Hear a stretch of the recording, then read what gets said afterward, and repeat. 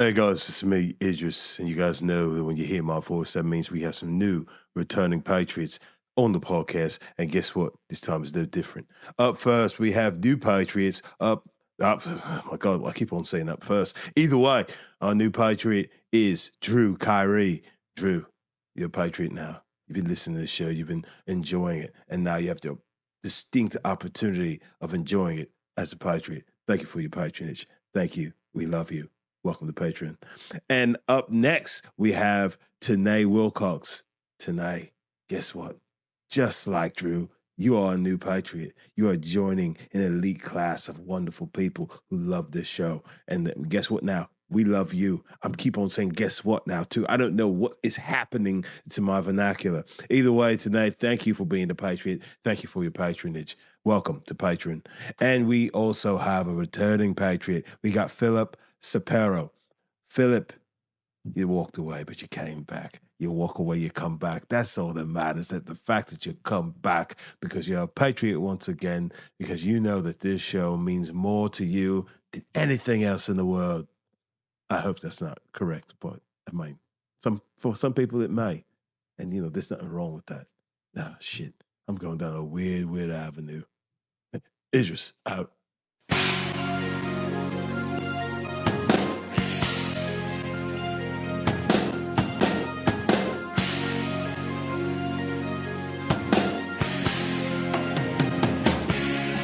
Medium popcorn. We are two niggas spoiling movies. Yeah. Brandon Collins, that's me, and Justin Brown for your movie needs. Medium popcorn. Woo! You haven't seen it, well, we're gonna spoil it. Spoil it in your face. That's your warning. So if you get pissed, it's all your fault.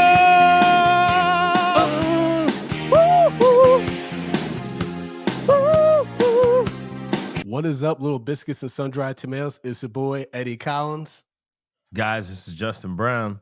And we are Medium Popcorn, but you already knew that because you heard our theme song, you heard Justin's velvety voice, you heard my unhinged ad-lib, so you know what you're getting into. And we got a humdinger for you this one because this is a crazy Monster B movie. If you've not seen Tremors, it's available right now for free on YouTube. And I know usually Justin and I say if it's on YouTube, it's probably not gonna be good.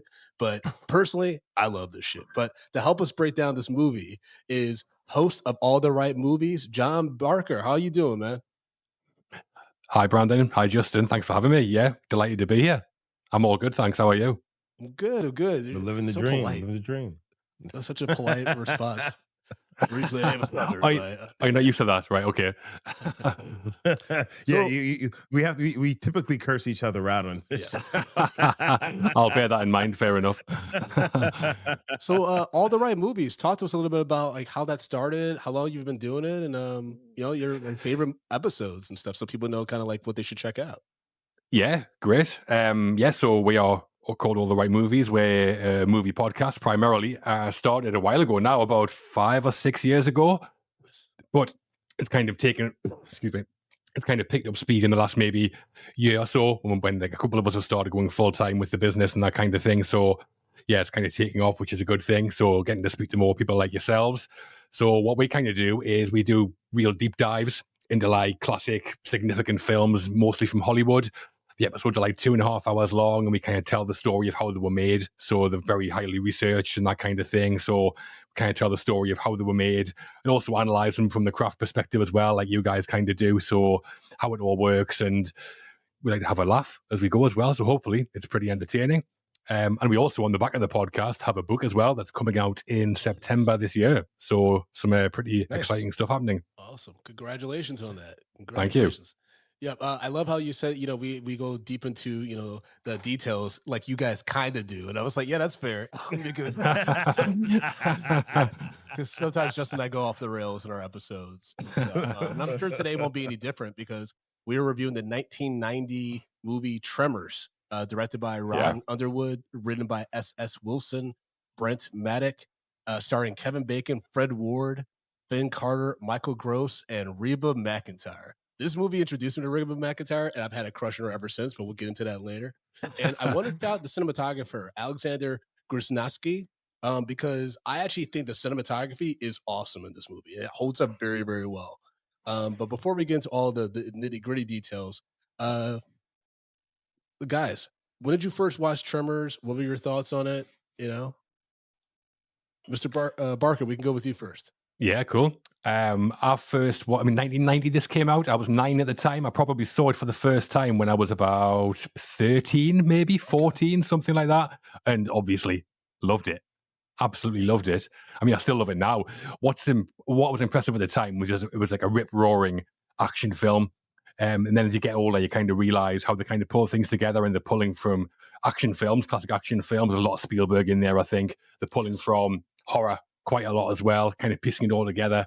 And I agree with what you said, Brandon, about the cinematography. It is fantastic, not necessarily in a beautiful kind of way, not Roger Deakins style, but just in the dynamism of it, how they use it, and the way they move the camera. It is absolutely fantastic. I think when I watched it again before coming on the show, I hadn't seen it for maybe 10, 15 years, and I was very pleasantly surprised at how good I still thought it was. I think it's a fantastic modern B movie.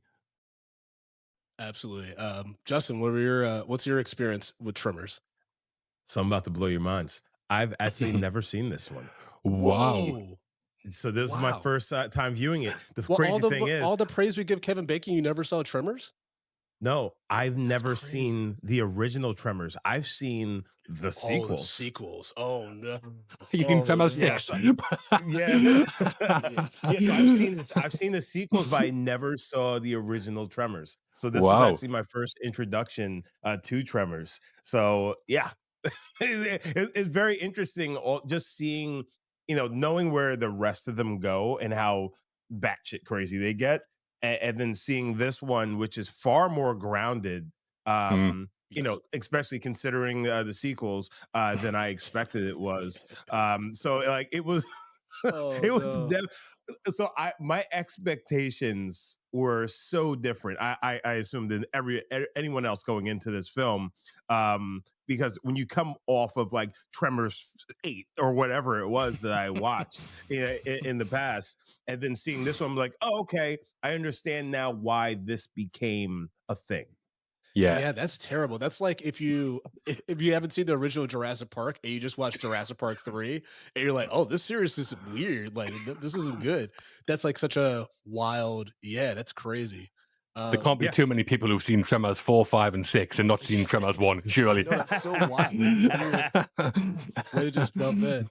Now, Mr. Barker, Uvia, our producer, sent over Palm Springs, ET, Virtuosity, AI, The Truman Show, Don't Look Up, Spaceballs, and Tremors. And you chose Tremors. Yeah. Why was that? I think they're all good. They're all good. So before we go further, just call me John, Brandon. No problem. You don't. Yeah. Very formal. Very formal. Very formal. Across the pond. It's like, I heard the accent. So he's going to give you a full government out there. A cup of tea. No, it's not quite that. So yeah, the options were all great. Tremors, I went for it kind of like I touched on before there, because I loved it when I was a kid, when I was like a teenager. Hadn't seen it for quite a long time. And actually, the other guys on our podcast, All the Right Movies, they recently covered Tremors, and listening to them talk about it kind of made me a bit nostalgic for it. So I was eager to see kind of how it held up, and I wasn't expecting it to hold up quite as well as it does. But yeah, that was why I went for it. It was very much a nostalgic kind of pick, really. Okay, I appreciate that, because my experience with Tremors, I think I saw it in 1994 for the first time. So put me about 8 years old. I was staying over at a school friend's house for the night. This guy's name was David. And I remember I was like, oh, can we watch Jurassic Park? And like, mind you, I had seen it so many times. I didn't need to watch it, but I guess David's mom was also tired of watching Jurassic Park at their house. She's like, can we not do that? But have you ever seen Tremors? And I was like, what's Tremors? And she's like, oh, okay, it's a monster movie like Jurassic Park. And I was like, okay. Yeah. And then it's like this crazy earthworm. Well, first, at the beginning, it seems like there's these bums that live at the back of a truck to do like the worst jobs ever. And then it immediately becomes this monster movie, and it doesn't let up. And I remember when they killed Grandpa from Three Ninjas, I was like, whoa. Oh, yeah. That was like, and this is also my first introduction to Kevin Bacon. Right. It's my first movie that I ever saw Kevin Bacon in. And so Yeah. I always Wait, saw like, you haven't him seen as Footloose before this? I hadn't seen Loose. I was like 8, so I hadn't seen any other Kevin Okay, Bacon movies fair. until this. And then, you know, because he's like kind of the anti-hero in a way. Like he's a reluctant hero. He's not an anti-hero. Yeah. So Yeah. then the next movie I remember seeing with Kevin Bacon, we haven't reviewed on this podcast, but I've mentioned it, was The River Wild. And John, I don't know if you've ever seen The River Wild, I but have. Kevin Bacon, that's the beginning of Kevin Bacon playing like the most despicable kind of villains. Yeah. And so it was like whiplash for me as a kid. And that's when I kind of started embracing, like I kind of really started appreciating the range that actors can have. Being able to play like a good guy, a heroic dude, and then play like one of the biggest pieces of shit you might see on film. Right. Yeah. Yeah, and I just also Fred Ward, man. I forgot about Fred Ward. He's so great. awesome. He's Yeah. awesome in Yeah. this movie. Is he still with us? I couldn't. I should probably don't ask think this. he Oh, is. no. He died in 2022. Okay, Yeah. I thought so. I thought he died not too long ago. He was 79 years old. Wow, boy. Yeah, He looked great in this film. He's in good nick. He's in good nick. Everyone looked pretty good, except like obviously their makeup at the time wasn't made for 4K, so it like doesn't their makeup doesn't look the best. And also like you can see their teeth, like the impurities. But like Kevin Bacon eventually got that fixed. You know, we actually saw him what 2 months ago, Justin, at South by Southwest. Yeah. Oh, really? Yeah. And he looked great. Yeah, he looked great. He looked great. His wife looks great. I mean, his whole family was there. So, I mean, yeah, just Right. as a whole, they just got their stuff together. Yeah.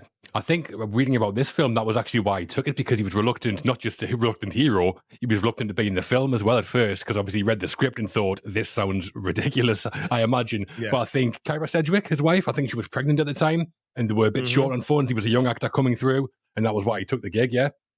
Absolutely. And our producer Yuvia, she pulled up trivia that said Kevin Bacon initially hated making it, calling it a career love and blaming it for a rough period of his life, but eventually reversed course and called one of his favorite films and the most fun filmmaking experience of his career. Yeah, because I wonder if on set they're like, this is insane. Like this is probably gonna bomb. Like Yeah, they must have. But like just having fun with it. Like, and I think that it's a movie that winks at you, which is what I appreciate it. Like it does. they don't play it too straight where it's like that could have worked possibly, but like they play it just silly enough where it feels like everyone's in on the joke, but still like taking it seriously as actors and stuff. And I think you're dead right. I think they get that balance of tone between like taking it seriously, but also, yeah, having a bit of a laugh. They get that balance perfect all the way through. I think that's really difficult to do.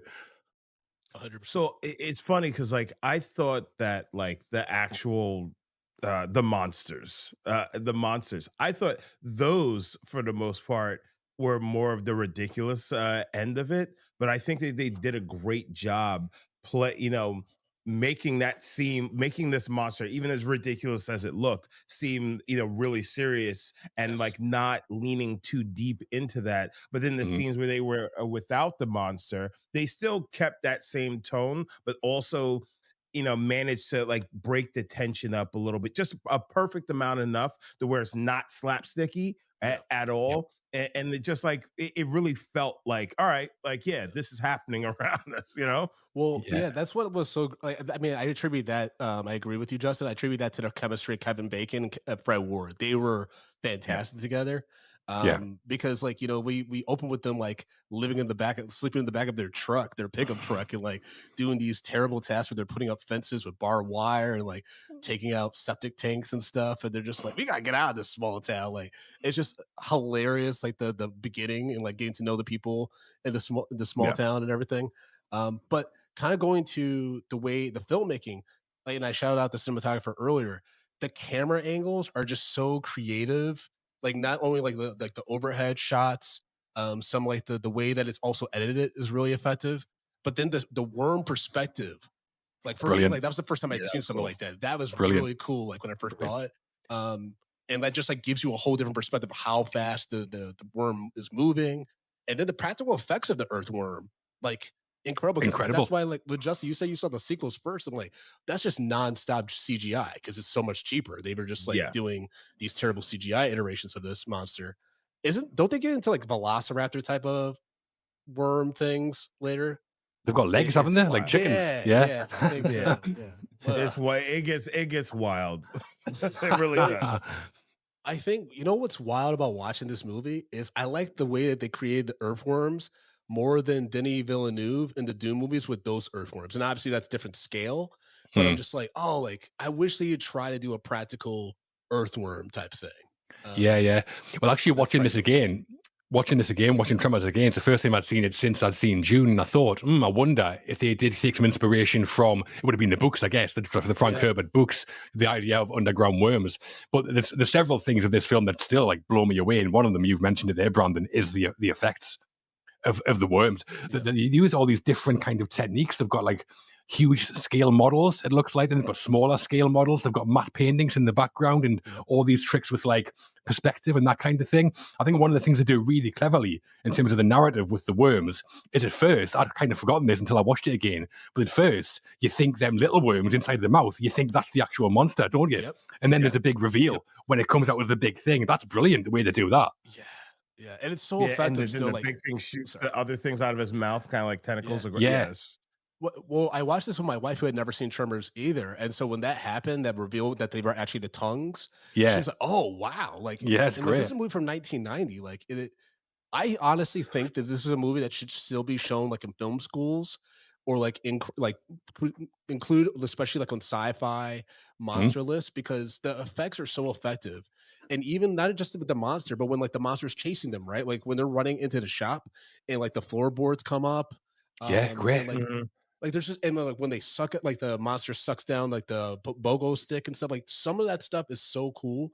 And even like the head hats, the heart hats with like the brain goo blood and stuff. Like that's so effective still, and you like exactly know what happened, right? Well, that's it because. Sorry, go on. No, go on. Did y'all watch? Did they say motherfucker or any like swear words in your edit, like when you watched it recently? I think there's maybe 2 F words. I do know that when it first came out, there was like 20 or 25 F words, and the MPAA said to them, no, you've got to get rid of all of that, because otherwise it'll be an R rating. So the studio were like, we can't put this out as an R because we need people to go and see it. So that's it's dubbed. I think you can still see some bits. It's dubbed quite a lot. I thought I was going crazy because I'm like, I'm sure he just said fuck, and like it was like freak, and I was like. No, so right at the end, when Kevin Bacon shouts, "Can you fly, you sucker?" Originally, that line was, "Can you fly, you motherfucker?" And it got dubbed down. Can you fly, you sucker? It's a great line. Black exploitation. It's great. Film. And I love that callback because I completely forgotten about that. How the first time they saw that it crashed into that wall, and that's how it died. And then for that to come back at the end, I like, even after I had seen this a long time ago, I was like, oh yeah, that's a great callback. Yeah, it is. Yeah. I think what's impressive as well, because of the low budget, they can't just show the worms everywhere because they can't do it, because they can't afford it before CGI. So they've got to come up with all these really inventive ways of showing us where the worms are. Like the first one's probably at the start when the pneumatic drill starts to move along the floor. That's really cool. Oh, that was wild. When the blood gushes out of the wound. Yeah, really cool. And then you mentioned it, Brandon, with the floorboards and that kind of thing. And then you see it with where the ripples in the earth. That's really cool as well. There's bits where you see there's a wide shot and you can see like steam rising up as it's moving really fast. It's all these really interesting ways of showing us where the worms are because they can't afford to show us the actual worm. That's so inventive. I was really impressed. And I think that's where I get frustrated with like sci-fi monster movies these days, because this movie was made on a budget of 11 million. Obviously, I know it's a different time. This is filmed probably in 1988, 89 at the latest. But like, there's so many movies I see now that like they're void of tension because they're not creative in the way that it's filmed. There's too many close-ups to try to hide, like maybe it's shot like on a set or green screen and stuff. And then the creatures are usually CGI. Yeah, and it just hinders the viewing experience. Like I was locked in as soon as I pushed play on this and I saw that old Universal logo. I was just like, oh, this is gonna be so much fun. Like I'm just like, I just sat back, had some popcorn, and even the acting is solid. Like I said, Kevin Bacon and Fred were great. I think the love interest, like it's kind of weird what they do to her character, but like it still kind of works. She does have chemistry with Kevin Bacon. Those small town characters and like this weird people that are like just kind of wanted to be off the grid, like Michael Gross's character with Reba McEntire. He's like, we came out here to be by ourselves with our guns. That was Arsenal. That's pure America right there, John. I think we all know that now. Yeah, I think Finn. Go on. No, go ahead. Go ahead. Finish your thought. So I was going to say, Finn Carter, I don't know much about her. I think, was she known for being in soaps at the time? Is that right? On American TV? So. Yeah. Yeah, I've not seen anything apart from this. Yes. Don't look at her. Don't look at our Wikipedia, guys. It's gonna be different. What you saw in this I mean, film. Hollywood does that to you, like Hollywood definitely. Yeah. Everyone's shit. Even Kevin Bacon looks different. So I was like, oh, like this is just Hollywood. Everyone No, gets a Kevin Bacon still he still looks very Kevin Bacon. Yes, he looks Kevin Baconish. He looks good, but he looks smooth too. He's in his 70s and he looks smooth in movies. I'm just saying. That's all I'm saying. But I'm just saying. I love him. All right. I love him. Well, regardless, I think the one thing is like, Alfred Hitchcock said it. It's like, with these monster movies, the less you show of the monster up top of the film, it actually leads to that big reveal towards the end, and it builds that tension. Like he gave these movie makers like the blueprint back in what, the 30s or well, whenever. I'm sorry. Yeah. But I guess the 50s and 60s when he was really on his run. And like I just don't understand why we kind of went away from that, because it's something that we know works. But here we are, and like they are CGIing and they're just throwing these monsters all over the place. You're seeing them too quick.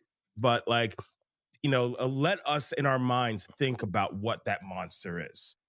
So actually, according to studio trivia that we got, studio executives forced the filmmakers to add earlier monster attack scenes because the writers originally wanted the graboids hidden longer to make viewers suspect a human killer, which would have been like that would have been a little bit of a different direction. But I can still see that kind of working because immediately they know like, oh, this isn't like normal stuff. Like when they see the guy who's dead on the pole, they're just assuming like he was just drunk and like just got stuck up there for 3 days. And then when they see the construction workers bloodied up, they probably think it's kind of like coyote or something because they're in the middle of the desert. Right? Yeah, well, what they do, I think Bert says at one point there's a serial killer on the loose or something, doesn't he? Near the start. Oh, yeah. So that's what that is. Maybe that comes from that part of the script. That's why that was in there, trying to throw the audience off as well. Maybe it had to be because I don't know what serial. Like, I'm gonna be more freaked out if I think there's a serial killer that's just out here not only killing people but like just leaving like remnants of their brains in their helmets. Like, there's no that's a different type of killer, A serial killer that's not only doing it to humans but also to sheep as well. Oh yeah. Yeah, that's well, right. even the early kills are cool as well. I remember seeing this for the first time in the bit where the guy's on top of the pole. I remember being just hooked from that moment, like that mystery. Why is he up there? It's so weird. And then the next one is the couple who are in the car with it. It pulls the car under. Fantastic. That haunted me as a kid for a few because that was just like her screaming as the car's being sucked in and feeling so like, oh wait, that's a really hopeless situation. You're not getting. That's a horror film, isn't it? That's a horror film. That exactly. And then in regards to the guy at the beginning, the drunkard that's on the pole, I did write down. I was like, how is Kevin Bacon going to get him down? Because you have to climb maybe he was with all your limbs. Yeah, but at the same time, he didn't know he was dead. He's probably going to go up there and he's like, hey, maybe he's rattle him and get him to come down. Okay. Because I'm going to just toss him down. Like, just jump him off. Not very dignified. He probably did. Yeah, he probably did once he realized he was dead. Yeah. Yeah, just like, hey, I had to push him off. But the one thing about this, even though yes, it is a horror film, it is a monster film, it didn't come off as really scary. And this is very palatable for even younger audiences. You saw as an adult though. I will say when I saw this at 8, when like that drill goes in, the blood starts squirting, and you hear that scream, that freaked me out. Like, this movie gave me nightmares for a few days. So here's the thing. So I have 3 little boys. I've got a 7, a 4, and a 22-month-old. And I watched the second half of this film this morning because I got back late last night. So I watched the second half of this film this morning, and my son is home from school. So Axel, my middle child, the 4-year-old, was awake, and he was just like, he sat down and started watching this with me. He was actually into this immediately. Wasn't scared. And I turned it off. And I was just like, Axel, is this too scary? He's just like, no. And like, he was into it. Even the baby, which was weird, he sat down. He was just like, what's going on? What's going on here? So like, I feel like, I don't know whether it's, Yeah, I I wish know, I I think, got right? like introduced to Brandon this says, movie when though, I was 4 years old. yeah, I think, like Brandon says, the horror moments come at the start. The bit with the car, that is, I think if you're a kid, Yeah. that is scary. That is scary, I Yeah. think, if you're a kid.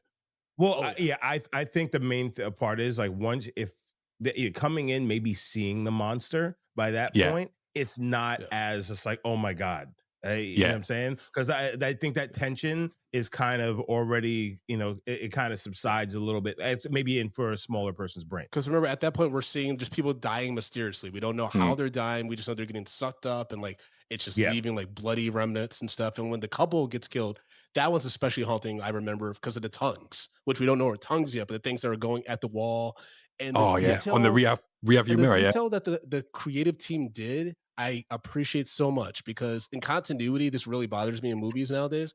They had the stickiness of the mouths on the car. So you saw that against the dust and that never wavered. That never changed significantly where it's distracting or anything. The one worm that gets wrapped around the tire, it gets ripped off. When that tongue hmm comes out, if you look closely, if it's like on a rock or like a car or object, you'll see like a trail of slime from like the wound and stuff. And yeah, like it was yeah. those little details that I appreciated so much because it just made it feel more real. As On absurd as this rewatches, movie yeah, is, but I mm, just love hmm that element of the filmmaking. yeah. yeah, And you know me, Brandon. I am all about continuity. That those I noticed all of those little things because even you, if you look closely, that one worm when it comes out, the one that it got ripped off by a tire, that the terror points are still there, so Yeah, you can see yeah. the other half on the other side. I'm just like that kind of stuff. I'm just like at least someone's paying attention. Yeah. 100%. Yeah. I think that's a good thing about like fantasy style films. I think as audiences, we'll accept whatever you want us to accept as long as you present it and think it through in a believable, grounded kind of way. Like if these things were Yeah. real, they might look something like this. The later films, maybe not so much. Yeah. And No. I think the early pages and early moments of this movie do a lot of good work in a Oh way. yeah, definitely. Because like you establish Fred Ward and Kevin Bacon's characters, so like these guys that just take little gigs around town and stuff. They at one point get sprayed with shit, which I saw happen to two workers at the WeWork camp out in the UK a few years ago. And then when they're leaving town, the one mother of the daughter. Now, quick question about the actress that played the daughter on the bongo stick. Is that Lex from Jurassic Park? Yes, it is. Okay. I was like, she looks really familiar. Okay, cool. Yeah. Good for her. Is She's Yeah, like the that's two her. classic monster movies. yeah, Um, that bit's cool as well, where she's on the pogo stick and then he has to come rushing out to save her. Really cool, that, yeah. I Yeah. did have one question about that though, John. Yeah, go on. At this point, everyone knows that some shit's going down. Things are getting crazy. That Yeah, mother not once thought about her daughter who just listens to I music and thought just that. bounces on this bongo stick. Yeah, I thought Is it a that. Why pogo is stick she or a out there? bongo stick? Pogo stick, we'll call them over here. Okay. I just saw Gus's face every time I said it. I was like, I feel like I'm saying this incorrect. Yep. Yep. All right. Yep. Wait. You were saying something crazy.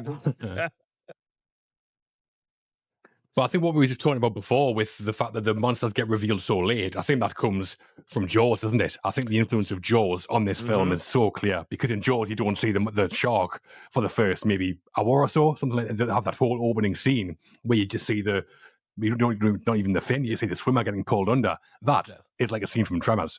Yeah, you both mentioned, Yeah. Spielberg and Hitchcock, like for sure there was a lot of influence. Like Yeah. some of the overhead shots and the way they like show the scope of things that reminded me of a lot of Hitchcock movies. And then like Yeah. just the pacing and the buildup of tension.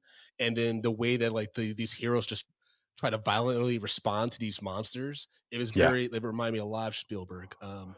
Yeah, Speaking of like definitely. responding, sorry, John. There's a shot in Jaws actually where the bit where the rower gets pulled under the water when Brody's son's in the kind of pond area. Oh, yeah, There's a shot where we see it's like from the shark's fin, but it's almost like a point of view shot where it skims across the top of the water. It's only one shot, but they do that shot in Tremors about 5 or 6 times where the camera skims across the top of the ground. And I thought, I think they've got that from Jaws, and rightly so because it's a fantastic way of showing it. Absolutely. Yeah. We reviewed Jaws a while back, and that movie, like, man, if it's on a streamer, like a live streaming or something like that, I'll always check it out because it's such Oh, a yeah. classic movie. And then like the way they did the practical effects and stuff, that influences so much. Like that movie is incredible. And I think that stealing from the best isn't the worst idea because that's why a lot of this movie still holds up for me. You know, like, Definitely. Yeah. you know, you're Yeah. mimicking the best. And then also the screenplay, I don't want to discount the screenplay because there's some moments that are make the characters very likable. Like when they're leaving town and he's like, I can't believe we just said no to free beer because you know that the mother's trying to barter with them to keep them to stay. She's like, you know, I'll throw in lunches, I'll, you know, massage your feet. And then she's like, beer, and they're like, hmm? And then they're driving off. But then kind of to what you were saying earlier, John, about, you know, not necessarily the stakes, but the reactions of the characters and stuff. When Kevin Bacon is freaking out when they see like construction workers with the blood out and stuff, he's like, tell me what the hell is going on? What is going on? And the fact that they kept asking, like they both kept asking the scientist what's going on and why the creature's doing this. She's like, why do you keep asking me? Like those natural responses, I think just made it feel more grounded and real. Yeah. I wonder right. how much improv they used in this film. Yeah, I wouldn't be surprised if Fred Ward was doing a lot of improv. Yeah. And maybe Michael Gross, because he had a sitcom background, didn't he, from like Family Ties and stuff. I wouldn't be surprised if he did a bit of improv. Yeah, he actually, Yuvia pulled up. Michael Gross had begun filming just one day after finishing the final episode of Family Ties. Really? Right. Yeah. I think he is brilliant. Absolutely brilliant in this. Really, really good. Because when you compare him to what he's like in Family Ties, where he's kind of is he like a hippie dad kind of a thing, laid back kind of a guy, and then here he's this like NRA nut job. He's absolutely crazy. Yeah, I mean, I wrote down it's similar to Game of Thrones, where if you're ever in a dire situation, like did you both watch Game of Thrones by any chance? Yeah, I did not. Just didn't watch. Okay, so when they're finally dealing with the Army of the Dead, John, and you have the Hound, you have Jon Snow, you have Targaryen, like not Targaryen, but the guy with the red beard and stuff. You have all these guys together on that island to fight. I'm like, you're probably gonna die, but if there's any group you definitely want in this situation to fight, is these dudes. Yeah. So all that's to say is in this movie, you want Michael Gross and Reba McEntire's characters because they have this bunker just full of all types of artillery where that's how they're able to kill that monster, even though it is funny over the radio when they're like, oh Jesus Christ, and then Kevin Bacon just drops his head like they're dead. But then you just start hearing a parade of bullets. Because the graboid bursts through the wall, doesn't it, under the underground bunker. There's a really funny shot, I think, as well, which I think is meant to be funny, where they keep shooting it, and then they kind of run out of bullets, and then the camera pans to the left, and there's about 100 rifles on the wall.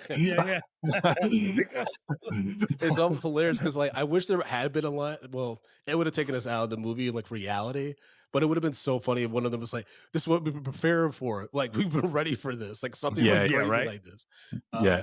I have to admit, though, real quick, Justin, about that scene.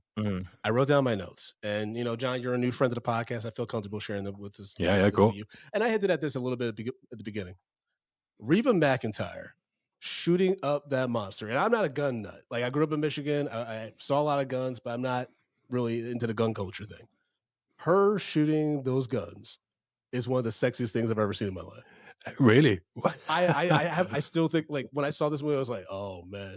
Well, I wonder what brings this up too. Like, I just remember as a little kid being like, I like that. Really? So I don't know what I think it's just because like seeing a woman that badass and just like she is going badass, balls to the wall. Like if I'm going out, literally guns blazing. I just thought that was like a huge turn on for some reason as a kid. Yeah, when I was a kid, I always preferred Finn Carter, the scientist girl. Yeah. Because they had to take off her pants in that one scene, right? Which apparently she did reverse, so that's why she's so awkward doing it. Right, that's when the barbed wire gets wrapped around the legs. Yeah. I mean, to be fair, if barbed wire gets wrapped around my legs too, you're gonna have to see some of we'll see you wearing some that day. I know. Imagine she's like feeling commando like Patrick Swayze in with the one movie Roadhouse. Yeah, Roadhouse. John, you've seen Roadhouse, right? Oh, I have, of course. Where Patrick Swayze's just doing roundhouse kicks with no underwear and denim jeans and That's crazy. 80s denim. Oh, it was 80s. Yeah. There was a remake, wasn't there, a couple of years ago of Roadhouse? Yeah, with Jake Gyllenhaal. That's right. Yeah, and Conor McGregor. It's not the same. No. So one thing I got to say about Reba, personally, I like older Reba. I think that Reba, she aged into her looks very well. I think she looks great right now. The younger Right. Reba, and I know part of it is because of that 80s styling and things like that, the feathered hair and Mm. big and such like that's never been my thing. But the Reba of today, yeah. How old is she today? She must be about 75, is she? Oh, she had Yeah. Oh, yeah, she's up she's there. 71. She's up there. She's 71. 71. That's I right. followed Reba for a while because she was also on this show, this TV show. This is her acting debut, but she was on a TV Mm. show called Evening Shade, and my Right. grandmother loved watching that show, so I watched that. And then her music's pretty good. It's like I just been keeping up with Reba for decades, and like you said, Justin, she's aged amazingly. Like I think she's on the much soundtrack as never well. waned. I think there's maybe 2 or 3 of her songs on the soundtrack as well. On the Yes, Tremors Yeah, yeah. soundtrack. and credits Yeah. for sure, Any credits, yeah. Now, so Reba also had a show called Reba. Right. Title Reba back in the day. Like that's how I was introduced to Reba, and I would Right. watch that show all the time. I remember the song, I'm a survivor. Well, she is here as well, so. Yeah, there you go. She was talking about this movie. Now, we talked about Finn Carter a little bit. Her character Rhonda, who's a student seismologist, and eventually becomes like Val's like girlfriend because I imagine they ran off in the sunset. I believe in Tremors 2, they said that Val and Rhonda are doing their own thing. They're still together, and like that's why Fred Ward's by himself in the second one. But the whole thing with her character was she did some really silly things. I get that they were like kept emphasizing that she's a student, but like when they're in the convenience store and all the shelves get knocked over and she goes flying through the window. Oh, yeah, I was like, yeah. that's like a Looney Tunes cartoon. Like Yeah, that's so insane. She's like, I think as a fine, character, everybody. I think as a character, she's so Not a important scratch though. on her. She's kind She of is. like the Richard Dreyfuss character from Jaws, where he's like the shark yeah. expert, and she's the Yeah, kind of yeah. scientist expert here, so she can explain certain things to the audience. Really, just such an important character. But I think it's so well written from that point of view, and just the characters because they've all got motivations as well. The dynamics are really good. The chemistry between, like we said, between Fred Ward and Kevin Bacon is just excellent. I think much better than you could have expected it to be when you kind of threw them together. I think that it's kind of a buddy movie at the heart of it, really, and I think that kind of makes it all. And then you get this impression as well that it's everyone. It's like perfection. The place is called, Yes. and it's very kind of small town kind of place. You're getting the impression that everybody who lives there kind of thinks that the world sort of ends when you get out to perfection, Yes. and that's kind of the only place that ever really matters. For sure. Yeah. Yeah, speaking of casting, our producer Yuvia pulled up that Kevin Bacon was cast partly for star power, though actors like Bill Paxton, Matthew Modine, and Bruce Campbell were considered for Val, while Chuck Norris and Clint Eastwood were inspired the writing of Burt Gummer. I can see Wow. Clint Eastwood. Chuck Norris is interesting. Yeah, a bit out of the budget, I would imagine, though. Yeah, for sure. You can't have Kevin Bacon and Chuck Norris in the same film. On $11 million. That would be crazy. But Yeah, I mean, it would have been hilarious to see Chuck Norris roundhouse kick one of the graboids. John mentioned though Rhonda being kind of the Richard Dreyfuss character from Jaws, and in the trivia that our producer found, writer S.S. Wilson got the idea while stranded on a rock in the California desert during Navy work, imagining a creature underground preventing him from getting off. Right, and that's a beautiful thing about like when these movies like these ideas start. Right, yeah. but I imagine maybe he had this idea and it was like, all right, like what could how can I structure this, right? And I wonder if he saw Jaws or maybe got access to the script and just follow those beats. Because this does kind of like it does end up kind of if you look at the beats of the plot, they're very, very similar. Even the characterizations. The only difference is maybe we don't have a was it Hopper or Hooper? Hooper, but like then theory can maybe be Michael Gross's character. Just like Quint. less unhinged. More of a I think you're right. Yeah, and Kevin Bacon's more of the Brody because Kevin Bacon's character is very much everyman who kind of gets thrown into this crazy situation, and then by the end he's almost like a superhero. He's got to like save the day. So his arc, it's very much classic stuff. But I think that's all you need in this kind of film. Because the concept kind of does the work for you. The whole B movie concept, the graboids. When you come up with something like that, some sort of crazy out there concept, you can just do the things that kind of work, tried and tested, and it normally works quite well. And I think that's true of the characters because they are very much archetypes. We've seen them all before in other films, but it all works really well. Now, to that, here's where I think we have the nostalgia for the '90s and when this was made. I'm not saying this like, and I know like apparently the old owners they got the rights back and stuff like that, so there might be a sequel or a reboot or something like that coming. Because I actually inquired about this at Universal when I was writing at Universal. I was like, "Hey, is anything going on with that Tremors franchise?" They were like, Really "Oh, you can't cool. touch that."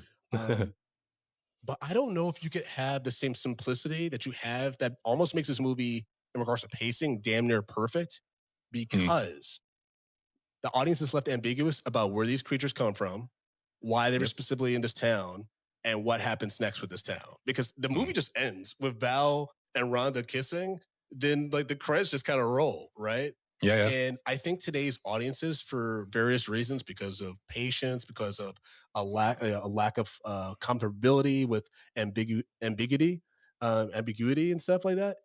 I don't think you could. I think you would have to over-explain if you did Yeah. this again. Like, you know what? Do you all agree? Like, I feel like you would have to explain the origin of the monster and like how they fully function and all this stuff. But that's just my Possibly. thoughts. I think it's quite a bold choice that they don't explain it then, but I think it's for the best. Do you guys mind that they Yeah, don't explain where the graboids come from? I prefer it.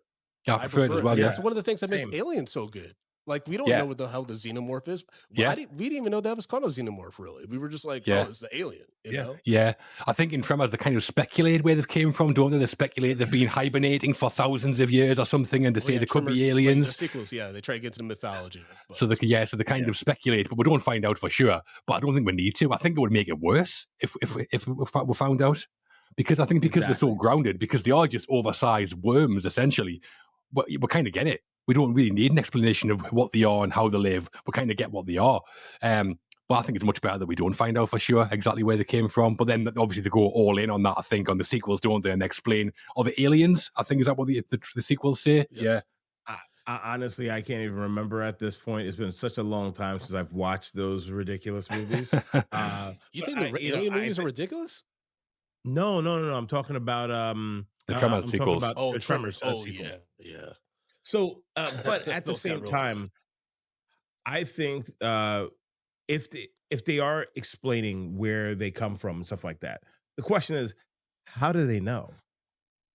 So Yeah. if we're going to ground this in a real world, how would they know? Like there is no book on these things. Like there's no way to really place them, where they come from, unless some government agency, which they'd probably go into, has been tracking these things and they knew they were there all along, or maybe there's some government science project that somehow got out. You know what I'm saying? And all of that, I think that's the stuff that we don't want to hear, because that's everything now. Yeah. They lean on, it's like, yeah, the government's doing some testing and blah blah blah blah blah.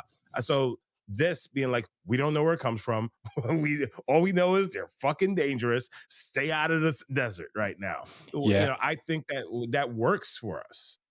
I think you're right, because I think if they did explain it, it's going to be what you say. It's going to be aliens, or it's going to be government experiment, or it's going to be they've been around for millions of years and they've been hibernating or whatever. Whatever they tell us, it'll be something that we've heard before. And then it just kind of dilutes how good the graboids are.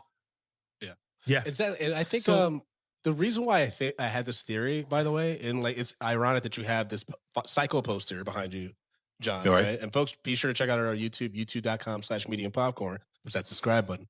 But it reminds me of my favorite horror movie, which is Scream. And the killer has that whole soliloquy about it's so much scarier when there's no motive, right?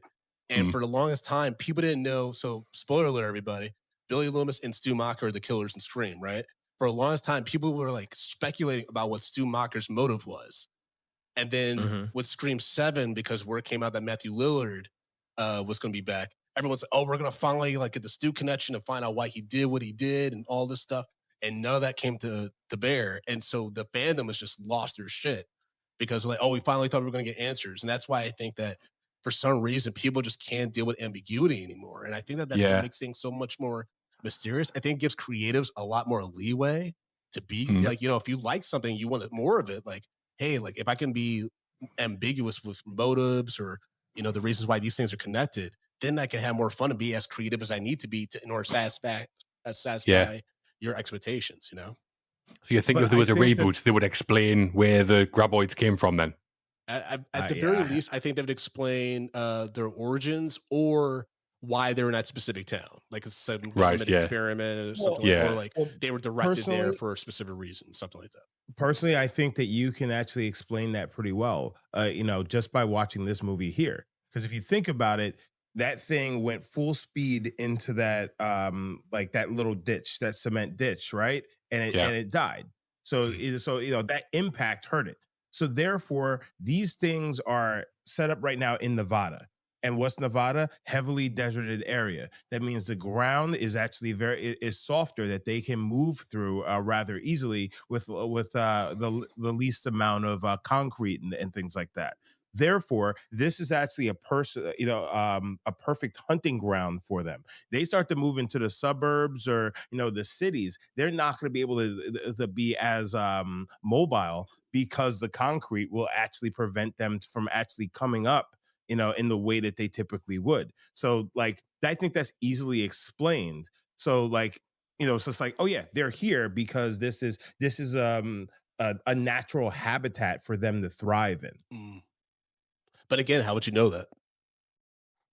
Because I mean, if you watch this movie, they Oh, banged into cement, it killed yeah. itself. They probably say like something like also it's like this form of worm, and like we know that like from it's breaking down an evolution or something like. But also like Yeah. maybe maybe not because the Meg movies don't explain nothing. They try to, but it's Yeah. all just mush. Like it doesn't make Well, any Right. but sense. that's the thing is like when you over explain these things, you ruin it. I mean, like, listen, Yeah. we all love like true crime shows and things like that, right? But like when you got these serial killers, right? And these serial killers are like, why, what's going on? Why are you doing this? And they're just like, I just like to kill people. It's like Mhm. that is the Oh, scariest. That's the thing that gets okay. chills down people's spine. It's like, oh no, he's it's like an animal. He's just a killing machine. You know what I'm saying? But an animal does it for for sustenance. This guy's doing it for Sometimes. the love of the game. Yeah, yeah. Yeah. But like, if somebody's doing it for the love of the game, I think that's the thing that kind of activates that instinct of us, that fear instinct in us as human beings. For Well, I the think a love of good the game would example. be a really fucked up title for a serial killer's biography autobiography. Yeah, it really Right. was. I think a good example is the first Alien film, because in that, if you remember, Yeah. when they first go aboard the ship, you would see that huge space jockey thing, and Mhm. for years and Mhm. years, everyone was like, "What is that?" And then they explain it, and when they explained it as these engineer things, everyone was like, "Oh, that's a bit shit." Yeah, like, It was yeah. better when I didn't Yeah, know. yeah, Exactly. It's like sometimes like just leave the audience wanting more, like being curious, Yeah.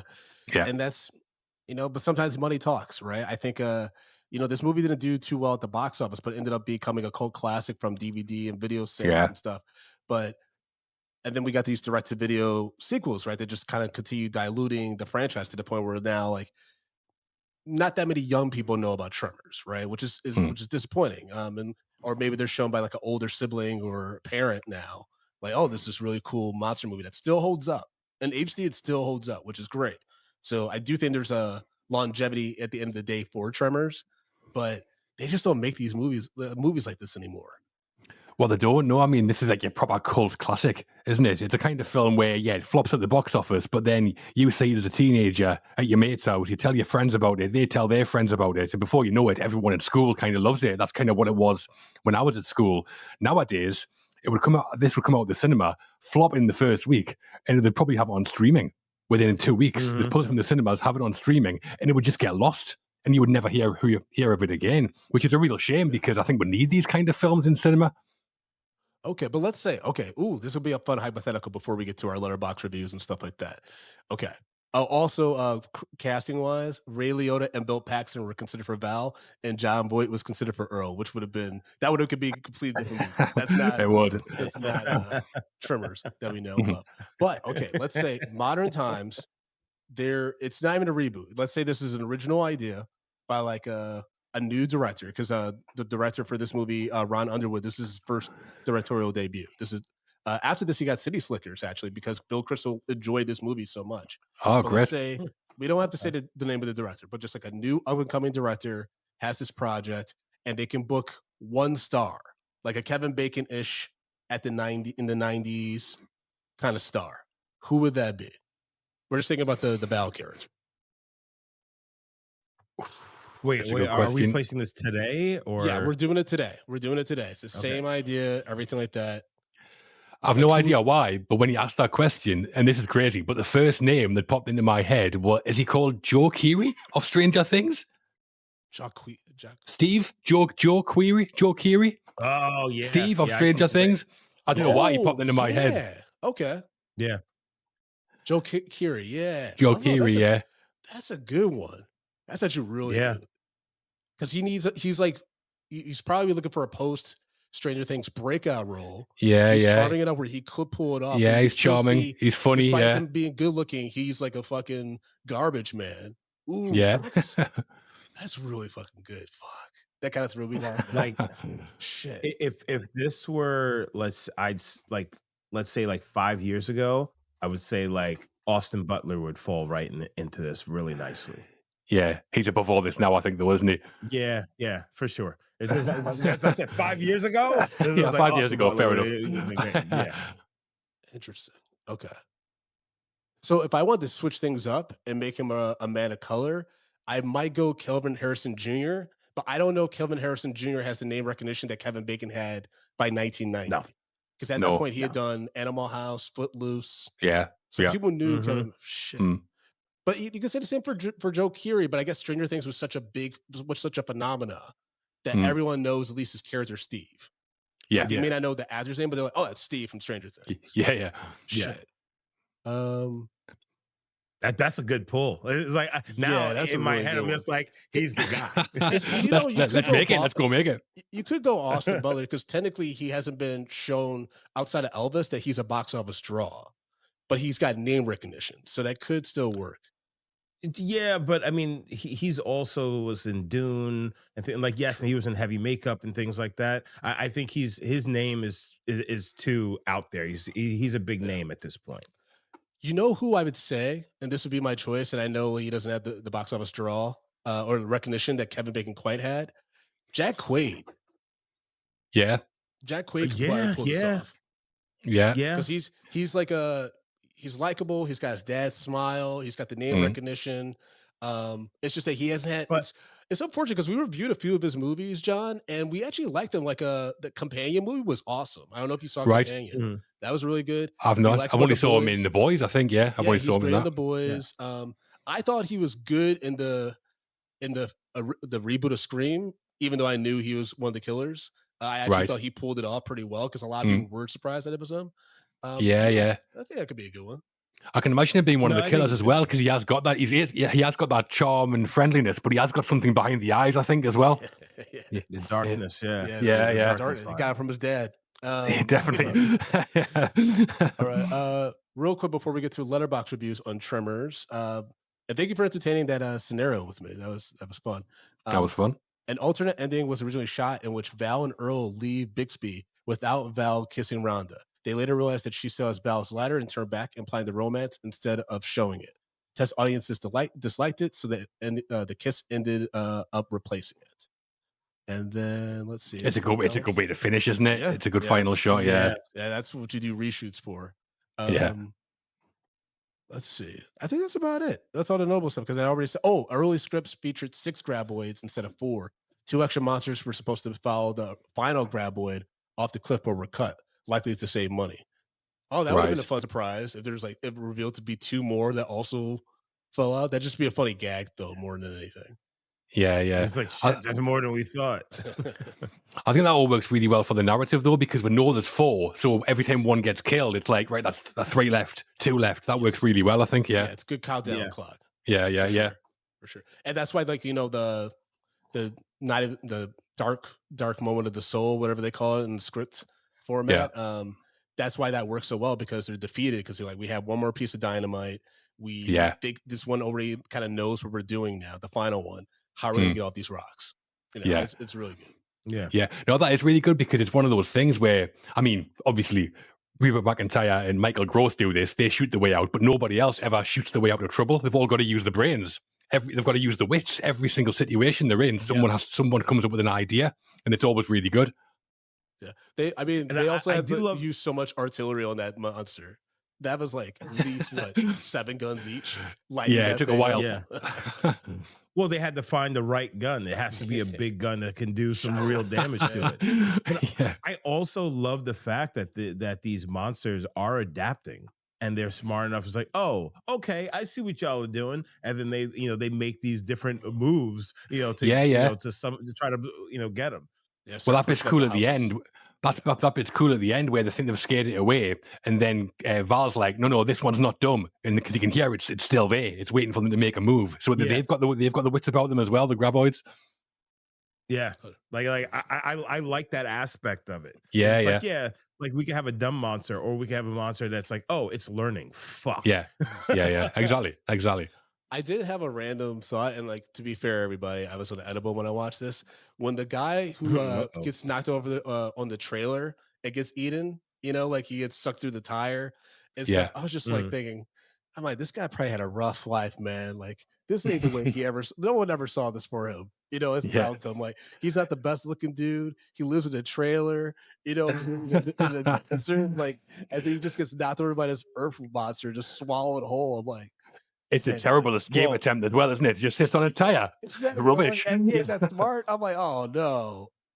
Now, and mind you, guys, if the graboid got him when he was sitting on that tire, that means it ate him ass first. That's real, yeah. It's him was tire. Yeah. Ass first. That's What a way to go. All right, so we got our first letterbox reviews is from number one Gizmo fan. It says, dare I say, the greatest and most homoerotic film ever made. 4.5 stars. Homoerotic? Why Yeah, I don't understand why it's so homoerotic in their eyes, but maybe it's because the graboids look like a bunch of penises going around. I don't even think that. I think that's the bromance between Kevin Bacon and Fred Ward. Maybe. Yeah, maybe. Yeah, but I think that's more of a reach. All right. Well, there was a moment where it felt like a E2 Mama Tambien situation between Rhonda and Kevin Bacon and Fred Ward's character. Like when they're in like the bodega or the grocery store or whatever, and they're all kind of like. He's helping Rhonda with her bandages, and then Fred Ward's staring at Kevin Bacon. They're staring back at each other. Then they kind of look at Rhonda, and I was like, "What's going on?" And then they move on. well, I mean, I thought that was pretty clear. He's just like, I told you, you fall in love with her. So that's the girl for you, because he's sitting there. He has that weird look. He's like, yeah, that's right. But that could be interpreted a lot of different ways. You know what I mean? Yeah, I mean, come on now. All right, up next we have Patrick Willems. Patrick Willems says, was not ready for how much Reba rules. 4 stars. Yes, indeed. All right, up next we have Joe A. Joe A says, if you meet someone who doesn't enjoy Tremors, it's a red flag. 4 stars. I agree. I would agree with that for sure. Or at least you can't you can't take their movie opinions seriously. You know what I mean? Like if you're not want to have fun watching this, I don't know what to tell you. Yeah. I mean, how can you not like this? It's because it is fun, but also it's genuinely good. The filmmaking is genuinely good. Yeah. You just can't watch the sequels first. Yeah. So what did you think of then, Justin? Obviously, Justin, you came to it late. Then, what did you enjoy it? Did you like it? Were you impressed? Oh, don't worry. When we're gonna break them down at the end. I'll give you my take. John, Justin just watches things in such a weird. He always does weird stuff. Like wait. No, hold on, Brandon. We're also. I saw Tremor. I saw the sequels on regular TV. Oh, like okay. I didn't have so like so I just saw them randomly. It's not like a series that I was actually seeking out. I just happened to see the sequel. I was like, all right, what is this? Watch it. I'm just like, that was terrible. You brought it out and watched from last to almost fit it first. Like that's insane. 6 to 2. That's all I needed. So you thought that was terrible. Let's watch the next one. All right. Up next we have Elio. Elio says the creature design and how it moved across land. Wow. But obviously these gays can take on any disgusting creature. What? Okay. All right. Is that more homoeroticism? Yeah. Is that the same guy with the homoeroticism? It's a different guy. That's 3 stars. That's a weird comment. Up next, we have Coffee. Coffee says, "Okay, a gay bear and a, what? A forked up by white boy learn the power of guns and STEM majors. A wonderful prequel to Dune." 4 stars. What is happening right now? What are we reading? Weird with Tremors. These are the weirdest books I've heard. Okay. What else you got? Okay, last one. Oh, Last one is from Paper Plane. "Sorry, my massive schlong got loose. Won't happen again." 4.5 stars. Oh, it's his fault then, right? That's the origin story, I guess. Folks, before we get to our reviews of Tremors, we did get some Patriot thoughts on Tremors. And remember, you subscribe at patreon.com/media popcorn. You're guaranteed to have your thoughts and reviews of the movie we're talking about right on that episode. So first up is Kendall Scarberry, who wrote "Great monster horror movie. The franchise is one of my favorites and gets crazier with each movie. Burt Gummer is just a wild character." And then JC Cuts said, "Awesome practical creature effects and genuinely endearing. Hilarious characters that are relatable, if less than perfect. Perfectly walks the tightrope between scary and silly." I agree. All right, having said all that, Justin, break down our rating system, baby. First of all, stop calling me baby. So this is how we do things. We rate movies bags of popcorn, small, medium, large, and the XL for the exceptional. If a movie doesn't deserve any hot, buttery, delicious popcorn, we throw it into the stale popcorn pile. We pile piles and piles of stale popcorn on top of it. So we watched the 1990 film Tremors, starring Kevin Bacon, Fred Ward, Finn Carter, Michael Gross, and Reba McEntire, the GOAT. John, what say you, sir? So I think this is a B movie, obviously, in the classic sense of the word. This could have been made in the 50s. Very different, but the concept could have been made in the 50s. And I love that about it. But then they've adapted it for modern audiences. I think the writing's really good. I think the concept is the main thing, but then the narrative and the characters, the way they all intertwine, works really well. It's well plotted, and you don't normally get that for this kind of film. I think the main thing, though, is the graboids themselves in terms of the practical effects with a low budget, pulling out every trick in the book. Fantastic. Your patrons kind of mentioned it, and they do a fantastic job with scale models, matte paintings, animatronics, all of it. And then also how they represent the graboids as well. All the different ways they have to show them without showing them, and the way they show the graboids' point of views and that kind of thing. The action scenes, even though it starts as a horror, and it does the horror scenes well, when it moves into action later on, it does the action scenes really well as well. I kind of can't believe this is Ron Underwood's first ever film. He seems to have all the chops already. It's crazy. I think it holds up miles better than most of its peers from the time, definitely. There is some definite filmmaking craft in there, and it's a B movie. I love B movies, especially when they're done well like this. So it's an XL for me.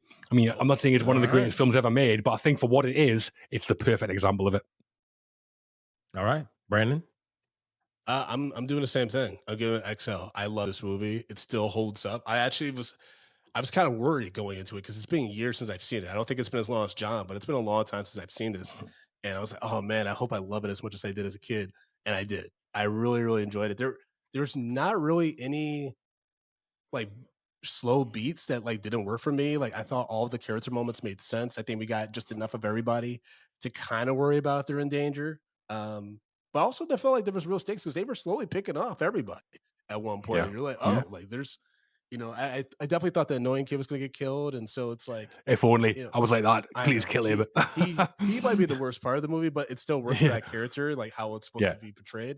But yeah, XO, man, I love this movie. Like, and I said, the cinematography and editing really surprised me about how top notch it was. Those were real standouts. Also, obviously the creative team, the practical effects and stuff like that, they did a fantastic job as well. For $11 million, this is great. Everyone was firing on all cylinders on this one. No pun intended.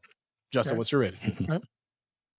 Yeah, so especially being someone who saw the sequels first, I was prepared to hate this film. I was coming in. I can't blame you for that. Okay. Here we go. Brandon set me up to watch another terrible movie. But I was actually happily surprised by this. I think that once I kind of got the sequels out of my head, I really had fun with this. It was a fun film to watch, but it was also it was intriguing. It had some exhilaration in there. I felt like the chemistry between the actors were, very was very strong between Kevin Bacon and Fred Ward, Kevin Bacon and Finn Carter, Reba McEntire and Michael Gross. It's like I felt like it was all around. It's a solid cast. And with that being said, I'm gonna give this a large. And I think I'm probably giving it a large because I know where this goes after this, and I can't get that out of my head. But standalone, I think that this is like a really strong film that like I was sure I was gonna hate this, and I was just like, see, I'm really having fun with this, and the fact that I could sit there and watch this with two small kids, and they were just like, I'll watch this. Like that also sells it for me as well. What does Tremors 5 get? See, so we used to have our old rating system. We used to give piles of dog shit. I think I'd have to bring piles of dog shit back, for a Tremors 5. John, it was an absolute pleasure having you on the podcast. Please tell our listeners how they can follow you and keep up with all the work that you're doing, and remind them about your book in September. Yeah, it's been great to be here. Thanks for having me on. Well, we're across all social channels. If you search for All the Right Movies, if you Google it or whatever, you'll find us in various different places. Mainly, if you look, our main content is the podcast, like I say. So, like I say, massive deep dives into the making of classic films. Psycho is coming out soon, if you're into that kind of thing. So, yeah, and the book comes out in September, where we talk about 25 films in particular and how they were made. Tremors isn't in there, unfortunately, but maybe in a future edition. So, but yeah, thanks for having me on. I've loved being here. Loved chatting to you guys about a great film. Absolutely. Thank you again. Folks, as always, you can follow the show at Medium P Podcast on all social media platforms, mediumpopcorn.com for all your Medium Popcorn needs. You can follow me personally at Frodo_Blackens on Instagram and Threads, FrodoBlackens.com. For show dates, I got Drunk Black History stuff. I'm doing stand-up across the city. Come check me out. Again, FrodoBlackens.com. And Justin, how can people follow you as well as support the show financially if they choose to do so? Well, guys, you can follow me at J Brown Did It on all the social media platforms. But if you like this, I know I just for a second. But if you guys want to support this show, you guys want a little bit more Medium Popcorn in your life, head over to Patreon, patreon.com/Medium Popcorn. We have $2, $5, $10, and $15 packages. Our entire backlog is on Patreon. We have so much content on there, guys. It would be ridiculous of you not to be on Patreon. So take yourselves over to patreon.com/Medium Popcorn. And remember, always start at the first one, not on the third. Or the sixth. It's never been said, but all right, folks. We'll talk to y'all soon. Peace.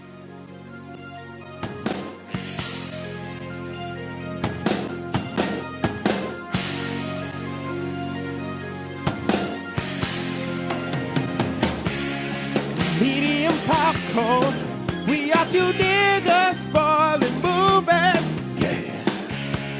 Brandon Collins, that's me, and Justin Brown for your movie needs. Medium popcorn, woo! You haven't seen it, well we're gonna spoil it. Spoil it in your face. That's your warning. So if you get pissed, it's all your